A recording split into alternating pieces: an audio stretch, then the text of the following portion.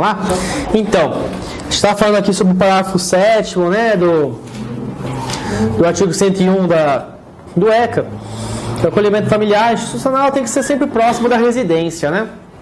O que a gente percebe em alguns lugares é que até por uma comodidade da prefeitura, facilidade, uma dificuldade de ir dentro das comunidades, privilegia-se que os acolhimentos se deem na região central.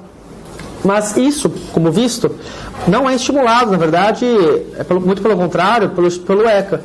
Essas instituições, elas têm que ter suas unidades justamente nos bairros mais próximos, né, da comunidade, para que eles tenham mais facilidade de chegar nos locais, sem despender muito dinheiro, sem ter muitos gastos e tempo, né? Às vezes você tem que trabalhar, vai fazer a visita, é importante, mas 1 hora só para chegar no centro. Então, tem que estar nas regiões mais periféricas. Não existe previsão do que eu vou falar agora, mas acaso seja longe, seja difícil, tenha algum tipo de transtorno, o município pode, por meio da assistência social, fornecer também o dinheiro, o vale, transporte, para que as pessoas possam chegar no local, né, sem ter esse prejuízo. Se o acolhimento serve aí para unir, para reintegrar e faz parte aí da assistência social, nada mais justo do que essa Secretaria de Assistência também cubra esse tipo de gastos para proporcionar a reintegração familiar. Então, Santo André, por exemplo, a gente tem essa hipótese. Tá. Agora vamos ver a questão aqui, parágrafo 8º. Verificada a possibilidade de reintegração familiar por parte dos técnicos do SAICA, os responsáveis pelo programa fará imediata comunicação ao juiz, que dará vista ao MP pelo prazo de 5 dias, decidindo igual prazo. Em sendo constatada a impossibilidade de reintegração, mesmo após já ter sido encaminhado para vários programas, vários serviços, deve ser encaminhado pelo SAICA um relatório fundamentado ao MP, em que conste descrição pormenorizada das providências tomadas e expressa recomendação subscrita pelos esses técnicos pela destituição do poder familiar ou destituição da tutela ou guarda. Então, quem tem grandes poderes na hora de decidir o que vai e o que não vai ser feito são os técnicos do SAICA, porque são aquelas pessoas responsáveis pela execução do serviço de medida protetiva, né? Execução do serviço de acolhimento institucional. Se são eles aqueles que estão executando o programa, então são eles as melhores pessoas a dizer se o programa foi cumprido a contento ou se ele falhou miseravelmente, né? Compete ao setor técnico do juízo fazer a avaliação, tanto do PIA quanto dos relatórios que vierem de forma subsequente, até para amparar o juiz, para ver se de fato faz sentido tudo isso que os técnicos estão falando. Lembrando que são técnicos vinculados ao poder público e a gente sempre pode também pensar que existe alguém puxando aí para os seus próprios interesses, né? Vamos supor aí uma administração que não seja tão idônea, né? Acolhimento institucional é gasto, é verba pública indo embora. Talvez o gestor da ocasião possa pressionar a sua secretaria para dizer que essas crianças têm todas as condições de voltar para a família para ter que lidar com menos crianças, né? Para ter que gastar menos dinheiro com isso. Um setor técnico bem amparado pode justamente evitar esse tipo de situação. É o setor técnico, então, do acolhimento que vai fazer o relatório fundamentado, que vai subsidiar o MP, para que ele se manifeste se a criança volta para a família ou se então é realmente o caso de entrar com a destituição do poder familiar. 10º. Recebido o relatório, o MP tem um prazo de 15 dias para o ingresso da ação de destituição, salvo se entender necessária a realização de estudos complementares ou de providências indispensáveis para o juizamento da demanda. Então vai lá o SAICA, subsidiou direitinho para que retorne para casa. Então ele tem um prazo de 5 dias para se manifestar. O SAICA se manifestou no sentido que não dá para voltar, precisa destituir. Então o MP tem um prazo de 15 dias para propor ação, a menos que ele ache que tem que tomar outras providências, como, por exemplo, que o setor técnico avalie esse relatório que foi elaborado pelo SAICA, e aí sim, confirmando, ele entre com a ação. A defensoria aí vai lá também, na hora que vê o relatório desses ruim do acolhimento, faz o campo para apresentar o relatório também bom, se for o caso, vê quem são os outros membros da rede que também não concordam com a destituição, fala para fazer relatório também, para tentar mostrar para a juíza que esse relatório técnico não é a única coisa que tem que ser levada em consideração. O juiz manterá em cada comarca ou foro regional um cadastro contendo informações atualizadas sobre crianças e adolescentes em regime de acolhimento familiar e institucional, sob sua responsabilidade, com informações pormenorizadas sobre a situação jurídica de cada um, bem como as providências tomadas para sua reintegração familiar ou colocação em família substituta, qualquer uma das modalidades. Terão acesso a esse cadastro MP, Conselho, Secretaria de Assistência Social, o CMDCA e também o CMAS, que é o Conselho Municipal de Assistência Social, aos quais incumbe deliberar sobre a implementação de políticas públicas que permitam reduzir o número de crianças e adolescentes afastados do convívio familiar, abreviar o período de permanência e programa de acolhimento. Tá, 101 é isso. Muito bem. Vamos voltar lá para o artigo 19, que teve bastantes mudanças no final do ano passado. Retrasado, desculpa. Não, passado, isso. Retrasado ou passado. O artigo 19, ele vinha com a seguinte redação original. E costuma cair bastante isso também em prova múltipla escolha. Toda criança ou adolescente tem o direito a ser criado e educado no seio da sua família. Tranquilo. Excepcionalmente em família substituta, assegurada a convivência familiar e comunitária. E aí a questão, em ambiente livre da presença de pessoas dependentes de substâncias entorpecentes. Essa última parte, ela não existe mais, ela não consta mais no artigo 19. A entender, a contrário senso, que por si só, a existência de familiares dependentes de substâncias entorpecentes não é mais motivo para realizar acolhimento, ou muito menos colocação em família substituta, né? Ainda mais se a gente pegar todas as questões que nós tratamos quando falamos sobre as portarias do Ministério da Saúde e a tentativa de desestigmatização da população que faz um uso de drogas, tratar isso como questão de saúde e não como questão de imoralidade ou questão de polícia. Também lembrar que esse uso abusivo ele pode ser feito de qualquer tipo de substância entorpecente, lícita ou ilícita, então seria muito hipócrita você manter dentro de uma casa onde um pai faz um uso de álcool, mas não que faz uso de cocaína. Existem vários caminhos que você pode dar para essa família se reerguer, né? Princípio da matricialidade, primeiro você fortalece a família para depois proteger a criança, então você vai encaminhar essa família para tratamento, você não vai tirar os filhos dela. Muito pelo contrário, na verdade, se você causa um impacto grande como esse, a chance de você aprofundar o estigma e toda a depressão e causas que levaram a pessoa a ter esse uso abusivo é muito maior. A gente tem situações de recaídas muito grandes, né, quando a pessoa está em tratamento e tem seus filhos tirados. Então, tudo isso aí tentando prevenir situações mais graves. Foi retirado por conta contrário senso, a gente pode dizer que por si só o uso de entorpecente não pode ser suficiente para tirar a criança do seio familiar. O parágrafo 1º também foi alterado. Ele dizia que as crianças em acolhimento familiar ou institucional têm que ter a situação reavaliada no máximo a cada 6 meses.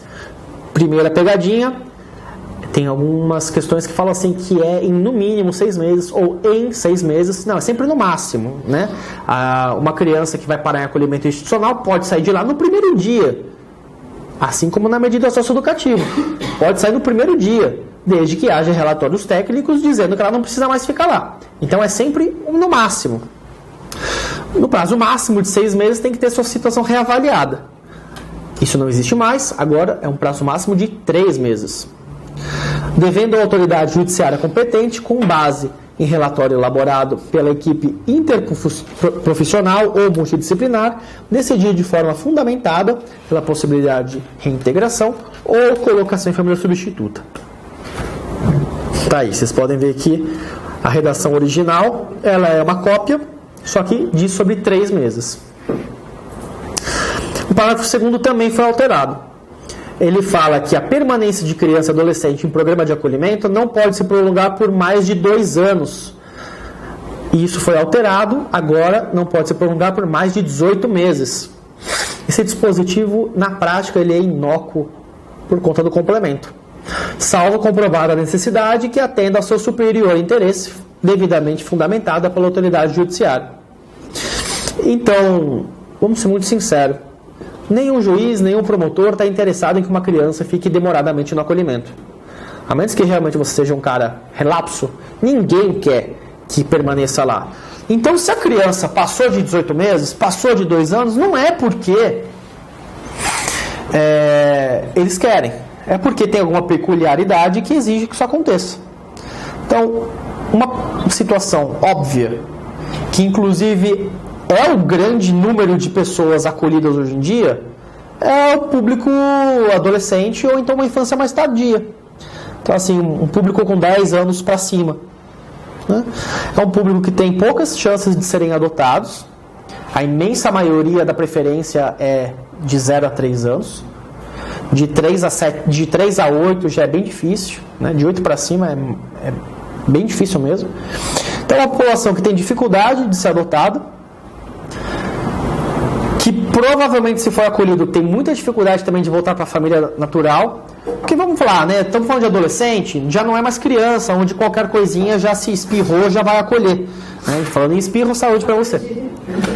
Então, a gente está falando de alguma coisa que provavelmente é muito grave. Então, estamos falando de uma pessoa que é órfã, né? Os pais morreram, ou então que os pais estão presos, não tem para quem entregar a criança, ou a situação de violência é extrema, né? Ou então, em muitos casos, os familiares eles têm um comprometimento mental muito comprometido e não tem condições de cuidar dessa criança nesse momento, ou a criança ou adolescente tem um comprometimento mental muito grande, o que impossibilita os parentes de cuidar, porque são pessoas muito pobres, que não têm apoio.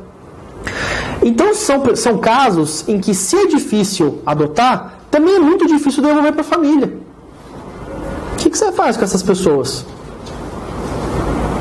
Vai tentar o máximo possível essas duas saídas. Mas se não conseguir nenhuma delas, o que você vai fazer é zelar pelos direitos delas, que é não chutar elas antes de fazer 18 anos. Entendeu? Nesse momento, o que vai garantir os direitos dela é dar a proteção social de segurança de acolhida.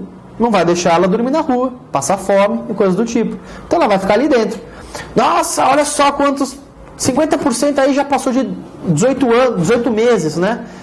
Sim, mas você vai fazer o que com esse público? Quais são as soluções? E aí vem uma sugestão muito interessante que a lei acabou apresentando, a gente vai falar sobre ela depois, que é o apadrinhamento. O apadrinhamento é uma solução para esse público-alvo que minora esse prejuízo que eles têm. Mas, a rigor, grande parte das crianças e adolescentes acolhidos, eles têm esse perfil.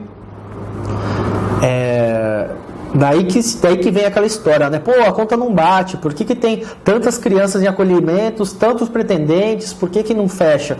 Porque na hora que o pretendente à adoção faz o cardápio das crianças que gostaria de adotar, e é realmente um cardápio, você marca, você tica ali quais são as suas preferências de cor, de idade, de doença, de antecedentes, se foi fruto ou não de abuso sexual, você bota tudo isso daí, se tem doença curável, se é tratável, se não é.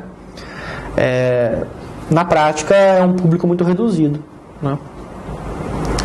Então esse dispositivo aí a gente entende que é muito mais um direito simbólico, muito pressionado aí pelo BDFAM, pelos advogados com atuação em adoção, do que qualquer outra coisa. Parágrafo 3º. A manutenção ou reintegração da criança, adolescente ou sua família terá preferência em relação a qualquer outra providência. Isso é o que dizia antes. Agora continua dizendo a mesma coisa. O que mudou provavelmente foi serviço de proteção, artigo 23, 1 a 4, caput do artigo 101, 1 a 4, caput do artigo 129 desta lei. Eu não consigo, assim, de agora ver a diferença disso daqui. A manutenção e reintegração da criança e adolescente tem preferência qualquer outra providência. Sua família tem preferência em relação a qualquer outra providência. Claro que será incluído no serviço de programas, orientação e auxílio, nos termos do parágrafo. Proteção de orientação e auxílio, incluídas em programas de proteção, apoio e promoção. Parágrafo 4. Será garantida a convivência da criança e do adolescente com o pai e mãe privado de liberdade por meio de visitas periódicas promovidas pelo responsável ou, nas hipóteses de acolhimento institucional, pela entidade responsável. O dirigente das entidades de acolhimento ele é equiparado a guardião para todos os fins. Então, providências como essa, por exemplo, elas independem de autorização judicial. Né? Trouxe para vocês que é garantida a convivência aqui com o pai e mãe preso, trouxe para vocês que as visitas são livres, salvo determinação judicial em contrário. Então, não faz sentido o que algumas pessoas fazem de pedir autorização para a criança visitar o pai preso. Você não precisa pedir autorização para aquilo que já está determinado pela lei. Né? Muito pelo contrário, quando você pede autorização para o juiz para a criança visitar o pai preso, você está dando um poder ao juiz que ele não tem. Ou seja, está dando a oportunidade de ele te dizer um não. Um não que seria desproporcional. Então, nesse caso, independentemente de qualquer pedido, seja o juízo da infância, seja o juízo da execução criminal, o dirigente pode e deve levar lá para aproximação. A única coisa que eventualmente vai ter que ser feita é lá no presídio onde o cara está, ter que dar o nome da família, né? Porque eles têm que dar o nome da família para as pessoas que estão autorizadas a entrar. E também, provavelmente, da pessoa que vai acompanhar na hora de fazer o contato, o técnico e por aí vai. Se a criança não quiser, não quiser contato com o pai ou a mãe dele. Bom, aí tem duas coisas. Primeira, tem que se respeitar a vontade da criança, né? Você não vai fazer nada que seja abusivo a esses direitos. Mas, por outro lado, você também tem que fazer o trabalho de reaproximação familiar. Então, é importante que o acolhimento, talvez até junto com outras entidades que façam esse trabalho de fortalecimento de vínculos, trabalhem essa questão com a criança do porquê que o pai está preso, o que levou a pessoa a estar lá, do porquê que é importante ele ter esse contato. Tentar sensibilizá-lo a querer ter esse contato com o pai. Entendeu? O que foi? É porque eu vi um caso que o pai matou a mãe das crianças. Bom, mas aí é um caso um pouco diferente, né? Mas como regra, não é bem isso. Claro, cada caso é um caso, né? Mas esse é um caso, por exemplo, que hoje em dia é da destituição do poder familiar. Mas é curioso, vamos supor, pai matou a mãe e o filho adora o pai, né? Inclusive, dentro de uma lógica machista, acha que o pai fez bem de matar a mãe. Cada caso é um caso, gente. E ele quer visitar. Porra, mas pela lei hoje em dia tem que destituir automaticamente. E aí? Pô, mas o melhor interesse não é da criança que você vai observar? E aí? Depois a gente fala sobre isso. A mãe adolescente será assistida por equipe especializada multidisciplinar. Ótimo, muito legal. Ótimo. Vamos sair um pouquinho do ECA, vamos para o provimentos do CNJ. Tem dois que a gente vai analisar aqui. Um que é o provimento 32 de 2013 e o outro que é o provimento 36 de 2014. O provimento 36 de 2014 nunca foi pedido em prova de defensoria, mas, como ele é de 2014, ele é recente, é justificável do porque ele não foi pedido até então. Mas já foi pedido, por exemplo, na prova do Rio Grande do Sul. Bem provável que ele seja pedido na prova de São Paulo da próxima. Até porque ele é fundamental para entender o provimento 32. O provimento 32 do CNJ, assim, de forma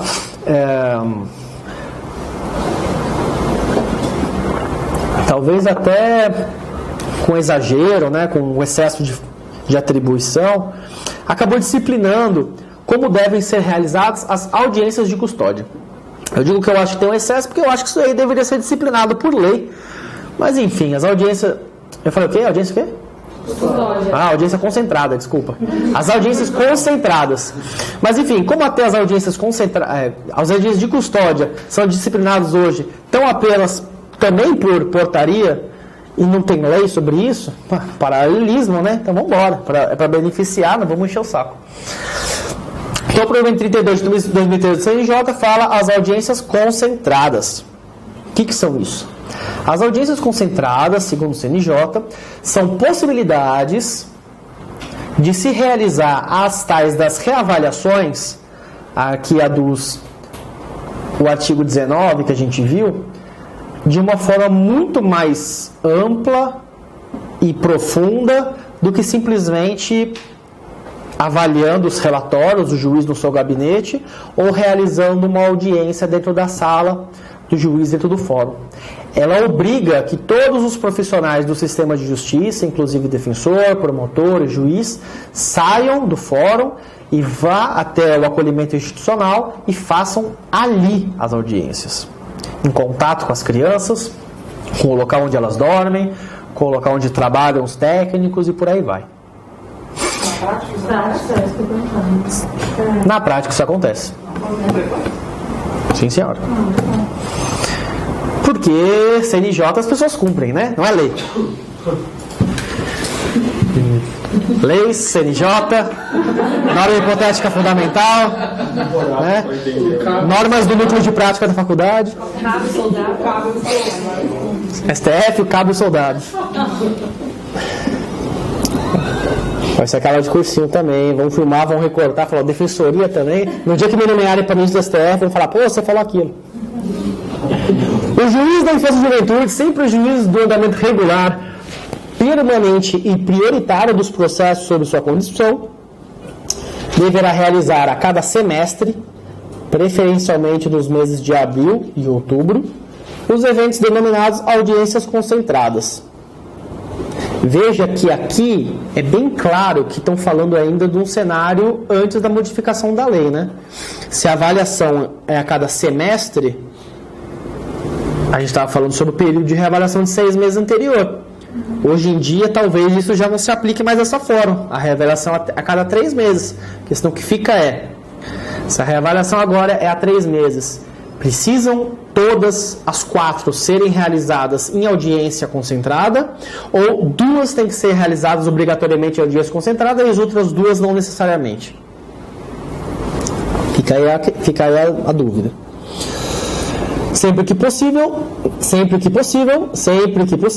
nas dependências das entidades de acolhimento, com a presença dos atores do sistema de garantia dos direitos da criança e do adolescente para a reavaliação de cada uma das medidas protetivas de acolhimento, diante de seu caráter excepcional, provisório, com a consequente confecção de atas individualizadas para juntar em cada um dos processos.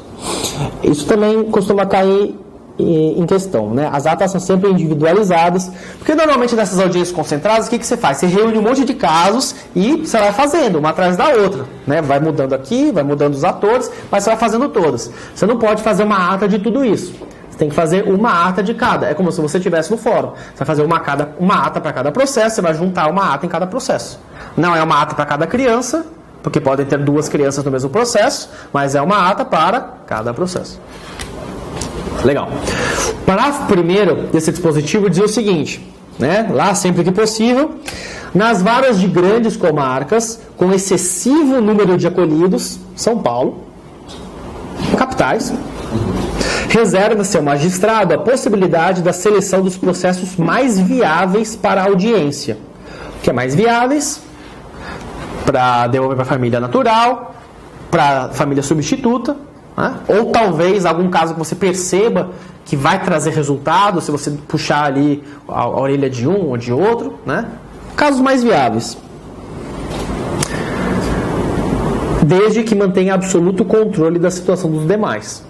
Despachou em todos os casos, não marcou audiência, mas está ali, coisa e tal, papapá. Esse parágrafo foi revogado pelo provimento 36 de 2014. Olha lá o artigo 7º. Revoga-se o disposto no parágrafo 1º, o artigo 1º, passando a serem obrigatórias as audiências concentradas, inclusive nas grandes comarcas com excessivo número de acolhidos. Não tem mais desculpas, tem que fazer. Mas a Corregedoria do Tribunal de Justiça do Estado de São Paulo já excepcionou. Provimento CNJ, Corregedoria do TJ. Disse que está valendo sim. Se for muito excessivo, não precisa fazer de todas. Outra coisa que vale a pena chamar atenção aqui, né? No artigo 1º desse provimento 36, determina-se as presidências dos tribunais que promovam, quando da realização das audiências concentradas, nas comarcas com excessivo número de infantes acolhidos, mutirões de magistrados com designação de auxiliares, se necessário, assim como de membros das equipes multidisciplinares para possibilitar uma revisão criteriosa de todos os casos. Pô, isso é muito legal, né? Não precisava desse artigo 7º. O de cima já dá conta. Pô, São Paulo não dá, tem muita gente. Sei lá, Santo André, por exemplo. Santo André é uma cidade grande comparado com outras cidades. Claro que comparado com a capital de São Paulo, nada parece grande, mas é a quinta maior cidade do estado, tem 715 mil habitantes, enfim, é gente pra caramba. E só tem uma juíza da vara da infância. Talvez, realmente, fazer com que todos os casos sejam avaliados por ela de êxito concentrado seja muito pesado. Hoje a gente tem o quê? Umas 92 crianças acolhidas? Talvez fazer 92 audiências, ou um pouco menos, porque tem irmãos envolvidos, mas, sei lá, 80 audiências só sobre isso daqui a cada 3 meses, porra, né? Pode ser complicado. Mas chama auxiliares, faz o negócio acontecer. O importante não é resolver o problema dos direitos da criança. Vamos voltar lá ao provimento 32, então. Aí aqui, o parágrafo 2º, eu não vou ler exaustivamente com vocês, porque é muito chato. Mas basicamente é uma sugestão de roteirinho do que deve ser feito, né? Acho que o mais interessante aqui é o inciso 4º para frente, né? Quem tem que participar disso daí? Então tem que ser intimado MP, Defensoria e representantes dos seguintes órgãos quando houver envolvimento. Então MP, Defensoria e Juiz tem que estar sempre lá, ainda que a Defensoria não atue. Equipe técnica do juízo, conselho tutelar, entidade, o SAICA, né? Técnicos do SAICA, Secretaria de Assistência Municipal, Secretaria de Saúde, Educação, Trabalho, Habitação, o escrivão da vara. Todo mundo aí tem que estar, segundo diz a resolução presente. Isso eu não vejo sendo cumprido a rigor. Mas quando acontece é muito legal. Porque aí você tem toda aquela reunião, todas aquelas pessoas importantes estão lá, né? Tudo mais. Junto com a família ali, a criança correndo. E aí, de repente, aparece a situação, né? E é bacana, porque você faz em roda, né? Sai daquele tablado, daquela cadeira mais alta, né? Normalmente o juiz está numa situação de igualdade. Em alguns lugares é bem gostoso como se faz a audiência. E aí, pô, surge o problema. Pô, um grande problema da sua família está com dificuldade de emprego. Secretário de Habitação, o que você pode fazer para melhorar a vida dessa família? Não, é complicado, tem que inscrever no cadastro. Secretário, direito à convivência familiar, prioridade absoluta. Essa criança aqui só vai ficar no acolhimento por sua causa. O que você vai fazer para solucionar os problemas? O juiz acima de si vai poder resolver, né? Secretário de Educação, a criança mora longe da creche que está agora na unidade. Vai fazer a transferência em quanto tempo? Em 7 dias consegue fazer. Resolve os problemas na hora, entendeu? Questões que você eventualmente precisaria de um novo processo, porque há uma ação de obrigação de fazer, um mandado de segurança, Você resolve tudo no mesmo momento. Isso é bem legal. Intimação prévia dos pais ou parentes do acolhido, para que participem também. Convicção de ato, isso eu já falei para vocês.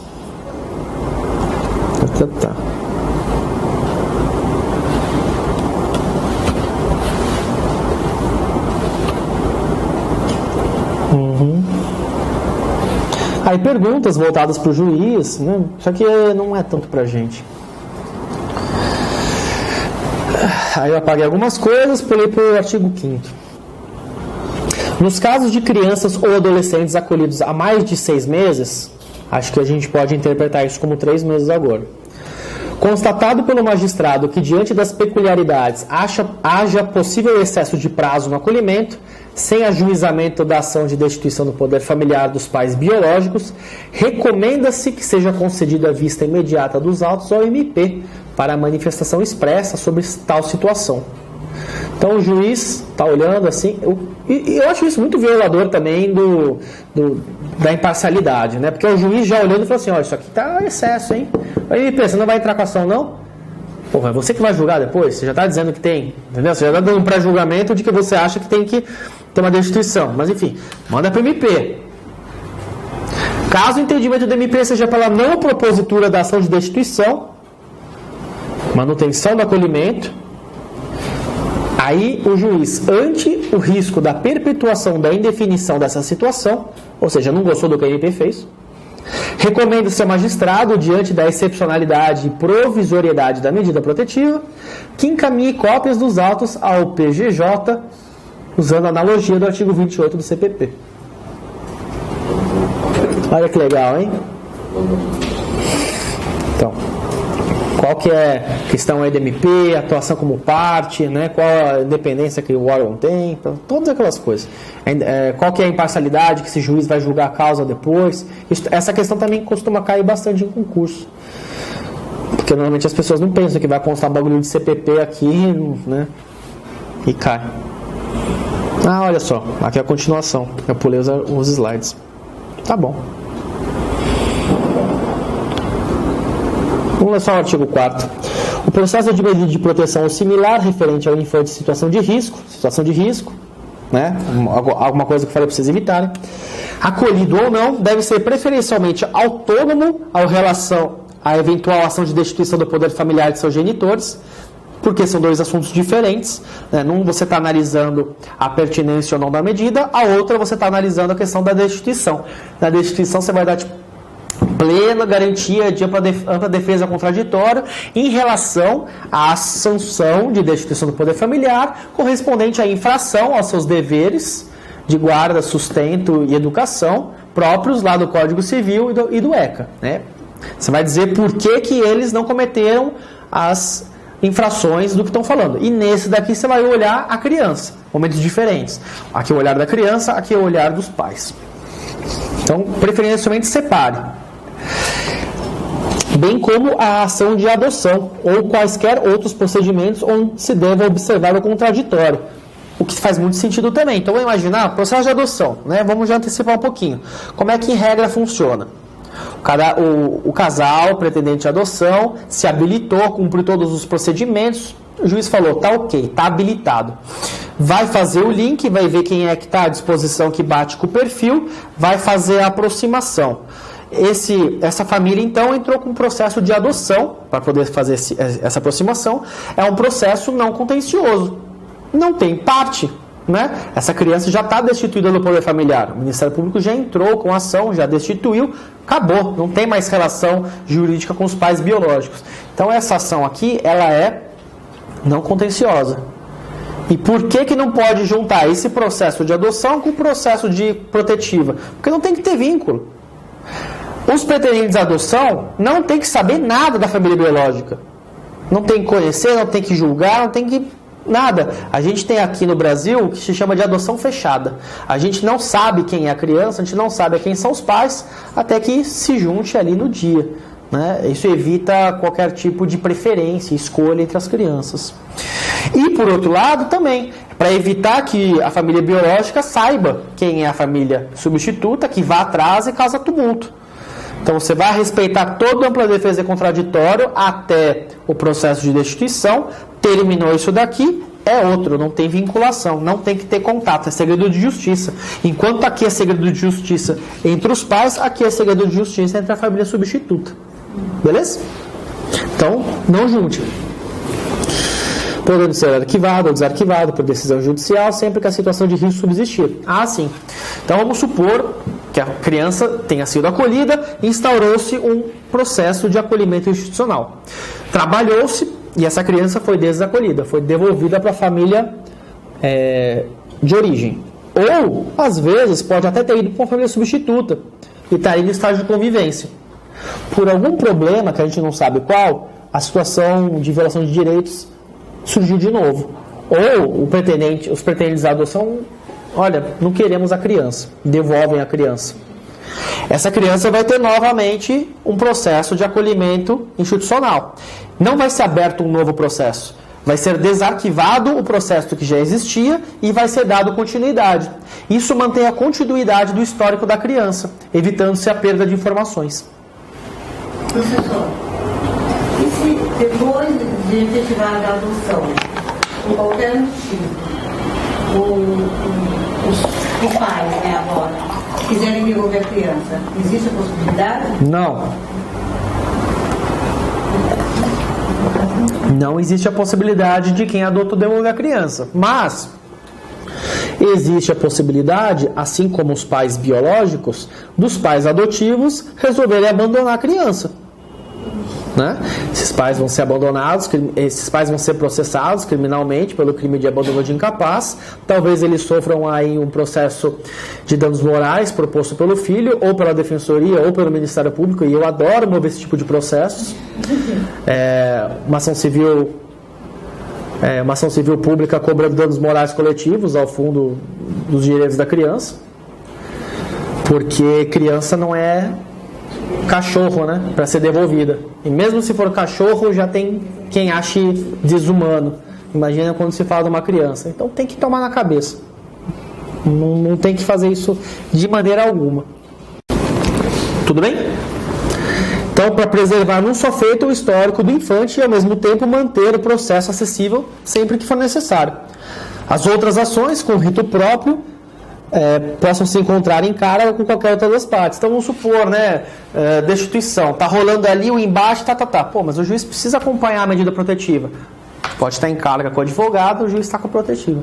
Ou então tem uma ação de tutela que a tia entrou por dependência.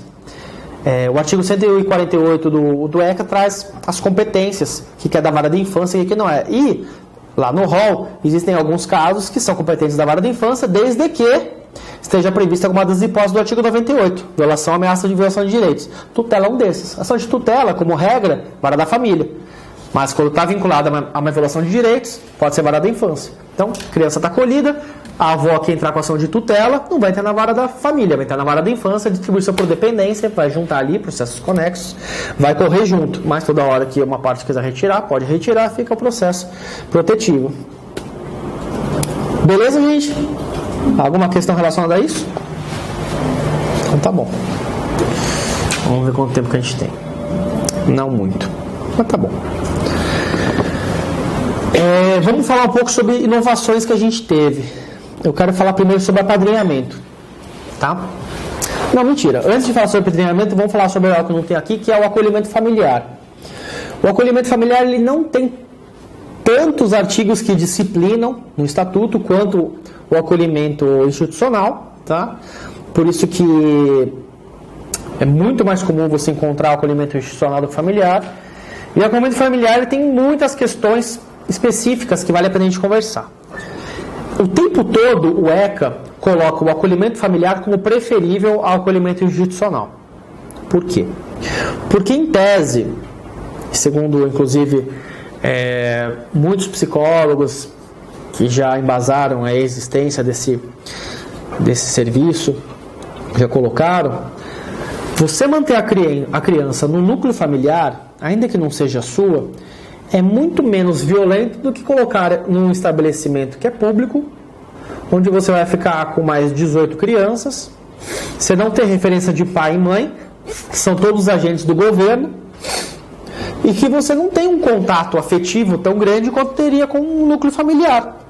O impacto é muito maior, os traumas são maiores. E, quando você é criança, qualquer coisa que acontece é um trauma muito grande. Imagine vocês, adultos, hoje, estão lá fazendo manifestação aí, manifestações muito boas, muito úteis. E, eventualmente, nossos governos golpistas decidam prender vocês, porque vocês estavam com uma garrafa de pinho-sol, alguma coisa assim na sua bolsa, algum motivo esdrúxulo desses, vocês vão presos.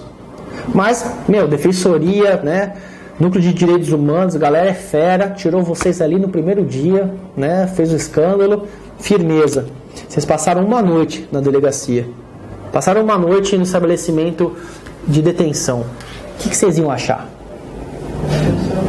Uma merda, Muitos iam surtar, ia achar uma droga, ia chorar pra caramba, tomar aquele carinho da polícia, nada típico, Ainda mais se o nosso amigo ganhar mesmo. Isso hoje, vocês adultos com 20 e bastantes anos. Tá velho? Achei o quê? Eu tenho 30 e poucos. Isso um dia, vocês numa prisão. Imagina uma criança com 4, 5 anos, retirada da sua família, não sabe nem direito entender o porquê, e está num estabelecimento frio, onde ninguém quer conversar direito com ele sobre isso, todo mundo enrola, ele quer o pai, ele quer a mãe, está gritando por eles, não, você não pode ver ele. Imagina o trauma. Então, em tese, o acolhimento familiar é um lugar mais aconchegante. Ele deve ser sempre priorizado em detrimento do acolhimento institucional. A praxe, por outro lado, demonstra por várias oportunidades que não é tanto assim, tá? O acolhimento familiar não é uma modalidade de colocação em família substituta, né? Por óbvio, nós estamos falando de medidas protetivas. Que colocação de família substituta? É aquilo que você vai ficar ali, entendeu? É a tua nova família, é adoção, é tutela, é guarda, é isso, são essas três hipóteses. O acolhimento familiar você vai ficar momentaneamente com uma família que passou por um cadastro, por uma preparação, tudo mais, para prestar um serviço público de medida protetiva. Né? É uma família que foi lá, se cadastrou, passou por um estudo, passou por vários procedimentos e ela está prestando meio que de forma delegada um serviço que é essencialmente público de proteção, de acolhimento. Né? O acolhimento o que é? Proteção social, assistência social. Você está delegando isso. Então você pode delegar de várias formas. Lembra que a gente falou lá, quando a gente estava vendo a resolução 109 do Conselho Nacional de Assistência Social? O acolhimento pode ser, o acolhimento de criança e adolescente, pode ser institucional, pode ser familiar, pode ser casalar, né, aldeias infantis, tudo mais. Tem algumas formas de você atender. O ECA fala sobre esses dois, especificamente. Então, o acolhimento familiar é uma forma de prestação de um serviço público feito por um casal. Então, eles têm essa finalidade. Então, tendo essa finalidade, a ideia deles é a mesma do acolhimento familiar, só que mais aconchegante. Eles não estão com essa criança para ser pais. Estão com essa criança para tornar o ambiente mais aconchegante. Qual a função deles? Preparar a criança para a reintegração à família natural, ou, se não der de jeito nenhum, conforme a avaliação técnica, e aí vai ter que ser feita uma avaliação técnica pela rede, né, pelo CREAS e também pelo setor técnico, preparação para a família substituta. Perceberam o pau que vai dar isso aí? Imagina uma família dessas, e o nome dessas famílias é a família acolhedora, tá? Esse é o nome que normalmente se dá. Imagina uma família acolhedora que recebe uma criança de 2 anos. Começando a dar suas palavrinhas. Começa a te chamar de papai e de mamãe. E aí? Você é o pai dela, você é a mãe dela. Você quer que a família biológica se estrepe. Você não vai fazer aproximação nenhuma. Você quer pegar aquela criança para você. Vamos lá.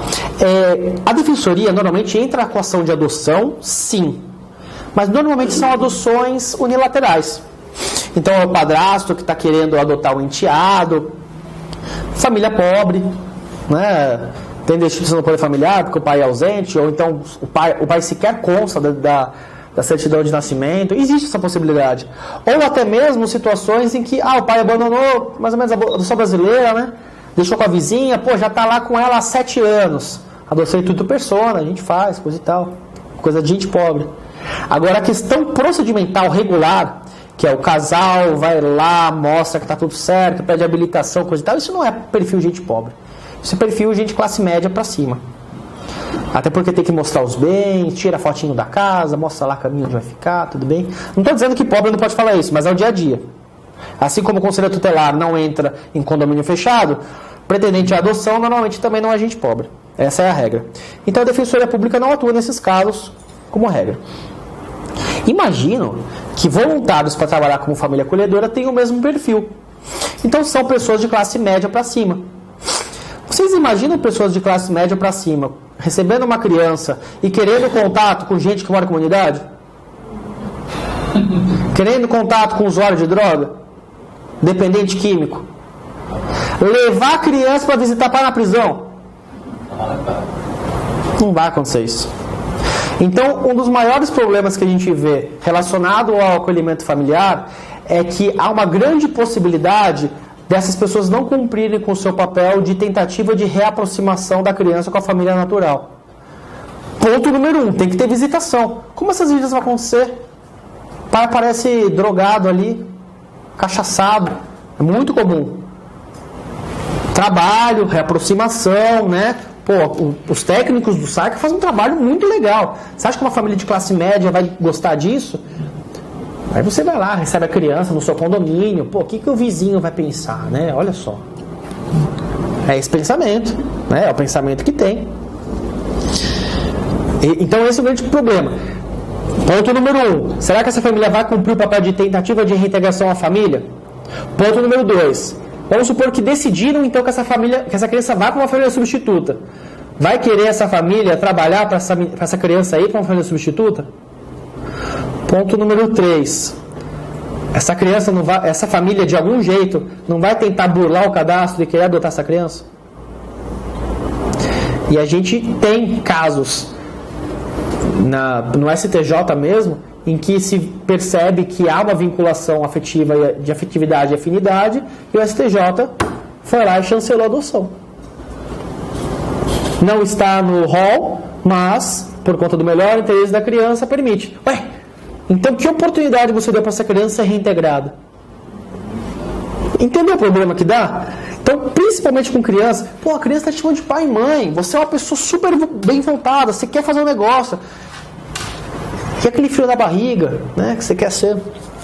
Então, o problema do acolhimento familiar é esse. É um risco muito grande que você pode correr para ter um trabalho bem feito. Onde eu acho que talvez o acolhimento familiar tenha mais sucesso? Em casos em que você tem menos chance de adoção. E também menos chance de devolução para a família natural. Sei lá, vamos falar de adolescentes. Né? Dificilmente vai voltar, dificilmente vai ir, mas é aquela galera que já não está nem mais trabalhando o setor técnico para voltar para a família ou para ir para a família substituta.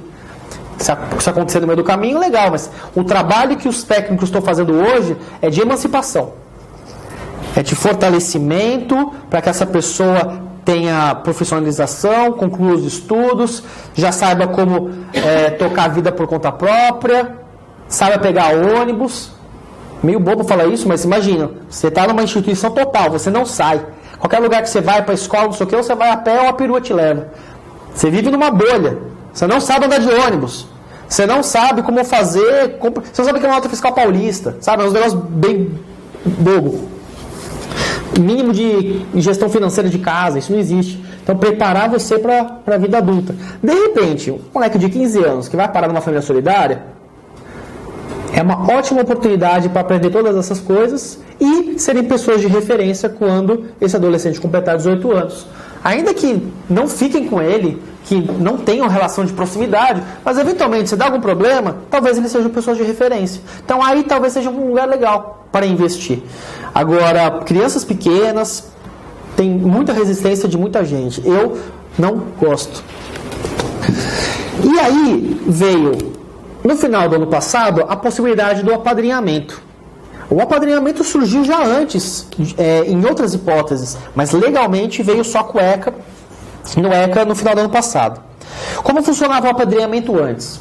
Existia a possibilidade, era um programa que normalmente era desempenhado, normalmente ele começava por portaria do próprio juízo da infância, porque lembra, alguma das atribuições do juiz, emitir portaria, né, emitir alvará.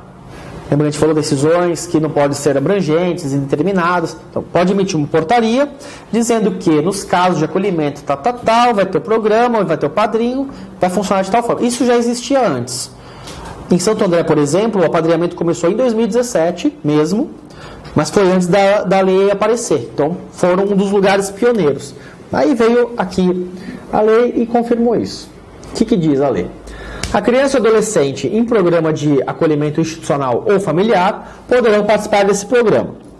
O apadrinhamento consiste em estabelecer e proporcionar à criança e ao adolescente vínculos externos à instituição para fins de convivência familiar e comunitária, e é principalmente comunitária que a gente está falando aqui, e colaboração com seu desenvolvimento nos aspectos sociais, morais, físicos, cognitivos, educacional e financeiro. Veja, é um programa em complemento ao acolhimento. Apadrinhamento não é também colocação em família substituta. Família substituta é só adoção, tutela e guarda, beleza? Às vezes isso também aparece em questão. O apadrinhamento é um programa em complemento para possibilitar principalmente que essa criança que está ali acolhida tenha convivência comunitária. Vai ter um padrinho, vai poder tomar um sorvete, vai poder ter dicas de trabalho, de desenvolvimento pessoal, por aí vai. E convivência familiar na medida em que você vai estar ali dentro de um núcleo familiar. Podem ser padrinhos ou madrinhas as pessoas maiores de 18 anos, não inscritas no cadastro de adoção, porque é totalmente incompatível, né? Olha que interessante, eu falei para vocês do problema de eventualmente alguém de acolhimento institucional, de família acolhedora, querer adotar. Aqui eles já evitam isso desde o começo. Não pode estar de jeito nenhum inscrita em cadastro de adoção, não importa de onde. E desde que cumpra os requisitos exigidos pelo programa de apadrinhamento de que fazem parte. Aí sim, o juiz, dentro da sua própria comarca, vai expedir uma portaria detalhando como que vai se dar o programa de apadrinhamento. Isso aí continua normal.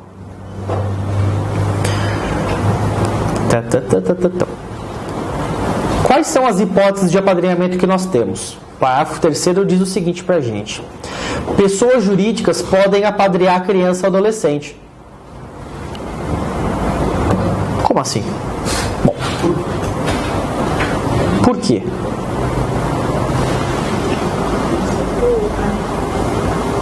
O perfil, prioridade, reinserção, colocação.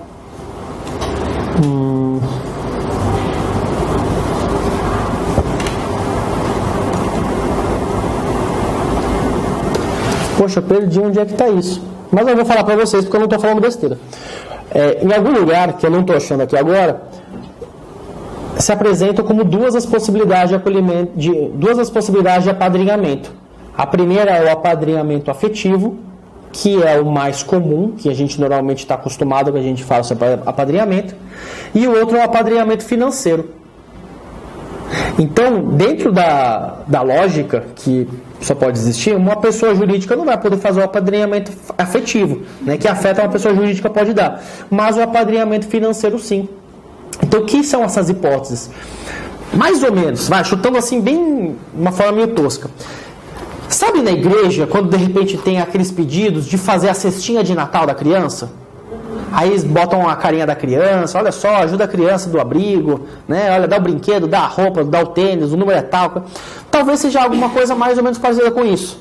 Então a empresa que tem interesse em ajudar, benefício fiscal, para ficar bem na fita, seja lá o que for, pode ir lá na unidade, se cadastrar, quero participar disso, você vai depositar o dinheiro assim, assim, assado. Na verdade é muito mais simbólico, né? Você está vinculado à criança tal, o dinheiro vai para a entidade que vai poder ter um desenvolvimento melhor, né? Mas o contato mesmo, não vai existir nenhum contato entre preposto com criança, né? O perfil da criança ou adolescente a ser apadrinhado será definido no âmbito de cada programa, com prioridade para crianças ou adolescentes com remota possibilidade de reinserção familiar ou colocação em família adotiva. Isso é muito legal, porque você dá margem ao juiz, dentro dos parâmetros gerais que deram aqui, a adaptar o programa para a sua realidade. Então, em Santo André, quando a gente fez a portaria, e eu falo a gente porque a juíza foi bem tranquila na hora de elaborar isso, ela fez reuniões com a rede, chamou a defensoria, o nosso CAN, chamou a assistência social, chamou a entidade que faz a execução desse serviço, os acolhimentos, o setor técnico, chamou a coisa toda. E vamos lá, e aí, o que a gente faz, como a gente propõe, tá. E dentre os requisitos que a gente fez, a gente colocou um requisito que só pode participar desse programa crianças com mais de 8 anos de idade, ou aquelas que tenham menos de 8 anos de idade, mas pelo menos 5 anos de idade, que tenham um irmão com mais de 8 anos de idade. Porque assim a gente limita o projeto tão apenas para aquelas que têm realmente menos possibilidade de irem para uma família substituta. Assim a gente evita que criem vínculos que depois a gente não consiga desfazer, né? E também não acaba prejudicando aquele irmãozinho que, porra, meu irmão tá ali, por que eu não posso, né, não sei o quê. Já que tem um irmão com mais de 8 anos, e é difícil você adotar esses dois juntos, então também dá a possibilidade para o menininho ter um padrinho e coisa e tal, para sair um final de semana, coisa e tal. A gente colocou também limitação de idade entre os padrinhos e a criança, né? Então, salvo engano, a gente colocou que tem que ter uma diferença de 16 anos de idade ou 14 anos, não me lembro direito, acho que é 14 anos. Tem que ter uma diferença de 14 anos de idade entre o padrinho e a criança. Então, você vai adotar aí você vai ser padrinho aí de uma criança de 8 anos, você tem que ter pelo menos 22 anos de idade, né? Alguma coisa assim. E algumas outras questões que a gente entendeu prudente, né? Para cada caso a gente foi colocando. Comparecimento em não sei quantas palestras organizadas pela entidade, a defensoria é chamada para dar uma dessas palestras, a gente já deu no anterior, vai dar no próximo agora, onde a gente explica direitinho o que é guarda, o que é adoção, o que é apadrinhamento, quais as diferenças de um deles, o que acontece criminalmente com eles se eles confundirem uma coisa com a outra, né? Para deixar tudo bem claro mesmo. Nosso papel, para que a gente sabe, para que a gente serve, qual é o perfil das crianças, que tem criança que faz uso de drogas, que tem criança que é vítima de maus tratos, que tem criança com histórico de drogadição na família, que tem pai preso.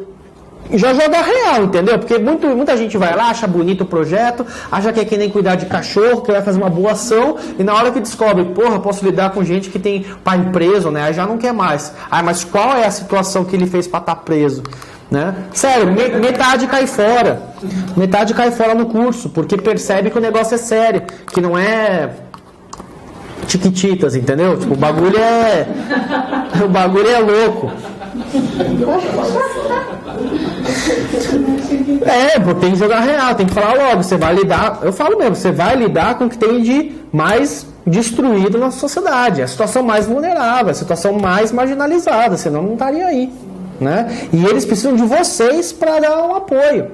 Por quê? Porque eles foram rejeitados, no mais das vezes pela família, foram rejeitados por interessados à adoção, estão com a vida ferrada, porque a perspectiva é eles serem chutados e parar na mesma miséria que estava a família deles. Vocês estão aí para ser aquelas pessoas que vão dar o apoio para que ela seja de repente alguém diferente. Responsabilidade muito grande. Então eu gosto muito mesmo do apadrinhamento, mas eu não. É por isso que tem que ter todas as precauções para não haver desvirtuamento. Vocês acham aí na internet casos de adoção que foram confirmados porque gerou vínculos, mas é um absurdo. O apadrinhamento é para isso aqui, é para salvar aquele que vai ter que ser chutado porque não conseguiu nada melhor. Parágrafo 5º. Os programas ou serviços de apadrinhamento apoiados pela Justiça da Infância poderão ser executados por órgãos públicos ou por organizações da entidade civil, da sociedade civil. Esse é o caso. Em Santo André é uma ONG. Se ocorrer violação das regras de apadrinhamento, os responsáveis pelo programa e pelo serviço deverão imediatamente notificar a autoridade judiciária competente. Tranquilo, né? Nem precisaria disso daí também.